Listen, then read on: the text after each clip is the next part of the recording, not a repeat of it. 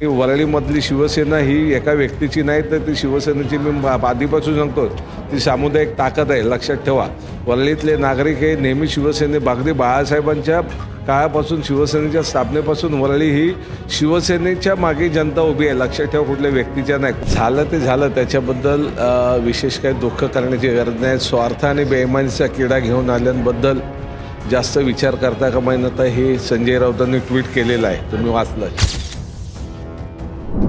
नमस्कार, लोकमतमध्ये तुम्हा सर्वांचं स्वागत करतो. आपल्यासोबत संवाद साधण्यासाठी ठाकरेंच्या शिवसेनेचे आमदार सुनील शिंदे आहेत. सर, कसं पाहता आज ज्या सकाळपासून घडामोडी झालेल्या आहेत? फार तर फार जे 7 जणं गेली त्याचं दुःख नव्हतं हे दिसून आलं. वर्धापन दिना दिवशी म्हणजे एक गोष्ट समजून आली की ताकद गेली आहे, पण जी सामान्य शिवसैनिकांची ताकद आहे, जो रस्त्यावरचा शिवसैनिक आहे, कार्यकर्ता आहे, हा सोबतच आहे पक्षाचा. जरी नेते जरी जात असतील, आज तर म्हणजे तुमच्या घरातला माणूस म्हणजे मातोश्रीपासून फार जवळचं कनेक्ट असणार आहे, आदित्य ठाकरेंसोबत सतत असणार आहे, सचिन अहिर जात आहेत. म्हणजे काय नेमकं झालं, काय होतं ह्या संदर्भात तुम्हाला कधी काही कल्पना आली होती? बघा, आता झालं ते झालं, त्याच्याबद्दल विशेष काही दुःख करण्याची गरज नाही. स्वार्थ आणि बेईमानीचा किडा घेऊन आल्यांबद्दल जास्त विचार करता कामा नये. हे संजय राऊतांनी ट्विट केलेलं आहे, तुम्ही वाचलं असेल. आता एक लक्षात ठेवा, आता ज्या शब्दात तुम्ही मला विचारलात तेच शब्द मी तुम्हाला सांगतो. हेच शरद पवारांच्या घरातले देखील होते, शरद पवारांच्या जवळचे देखील होते, बरोबर. शरद पवारांचे अतिशय विश्वासू होते. मग ह्या सगळ्या गोष्टी असूनसुद्धा त्यांनी त्यावेळेला आमच्या पक्षात प्रवेश केला होता. आणि त्याच्यामुळे त्यांच्यासाठी या सगळ्या गोष्टी सोप्या आहेत. त्यांना त्यांच्याकडे प्रामाणिकता किंवा निष्ठा वगैरे ह्या गोष्टी आपण ह्यांना विचारताच कामा नये. आणि मग निष्ठेला तडा देऊन आपण तिकडे गेलात म्हणून त्यांच्याबद्दल काही गंभीर होऊन बसण्यातसुद्धा काही अर्थ नाही. शेवटी जो शिवसैनिक आहे तो, तुम्ही बोलला तसं, तो रस्त्यावर आहे, तो रस्त्यावर उतरून काम करतो आहे, जनतेच्या मदतीसाठी धावतो आहे. त्यामुळे जे काय हे दिवस येत आहेत, ह्या दिवसाला सामोरं गेलं पाहिजे, त्या सगळ्या गोष्टीला फेस केलं पाहिजे. आणि आज ना उद्या शेवटी नियती तुमच्या बाजूने उभी राहील. आणि जो प्रामाणिकपणे काम करतो त्याच्यासोबत नियती 100% उभी राहते. याचा अनेकदा मलाही अनुभव आलेला आहे. आपण मेहनत करायला पाहिजे, मेहनतीची तयारी ठेवली पाहिजे. मेहनत आणि मेहनतीची तयारी ठेवल्यानंतर लोकांच्या हे दिसण्यात येते, लोक तुमच्यासोबत आपोआप येतात.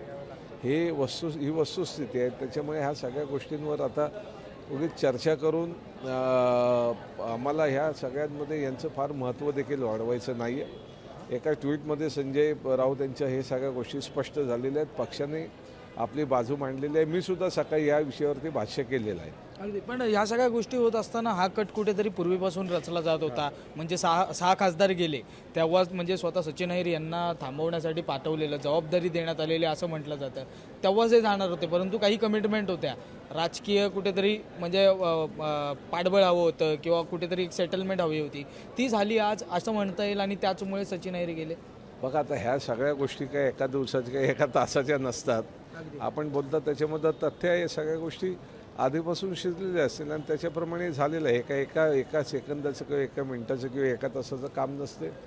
याच्यावरती बरंच खल झालेला असेल आणि त्यातनं हे सगळ्या गोष्टी घडून आल्या असतील. शिंदे सर, तुमच्यासोबत संवाद साधण्याचं मुख्य कारण म्हणजे तुम्हीही वरळीचे, वरळी मतदारसंघाचा तुम्हालाही तेवढाचा अभ्यास आहे, तेही वरळीचे होते. असं म्हटलं जात होतं की आदित्य ठाकरेंना जिंकवण्यामध्ये त्यांचा फार प्रामुख्याचा. जिंकवण्यामध्ये सुनील शिंदेंचा त्यांचा अजिबात नाही. उलट ते आल्यामुळे 10,000, 20,000, 22,000 मतं कमी झाली आहेत. या आकडेवरून सिद्ध करून देत.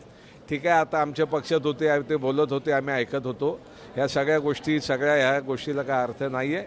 कळलं ना, कोणामुळे जिंकून आलेले नाही आहेत. मी वरळीमधली शिवसेना ही एका व्यक्तीची नाही तर ती शिवसेनेची मी आधीपासून सांगतो ती सामुदायिक ताकद आहे. लक्षात ठेवा, वरळीतले नागरिक हे नेहमी शिवसेने बागदी बाळासाहेबांच्या काळापासून शिवसेनेच्या स्थापनेपासून वरळी ही शिवसेनेच्या मागे जनता उभी आहे. लक्षात ठेवा, कुठल्या व्यक्तीच्या नाही. कोण बोलत असतील ह्याच्यामुळे त्याने किती केले, त्यांना मी हरवलेलं आहे.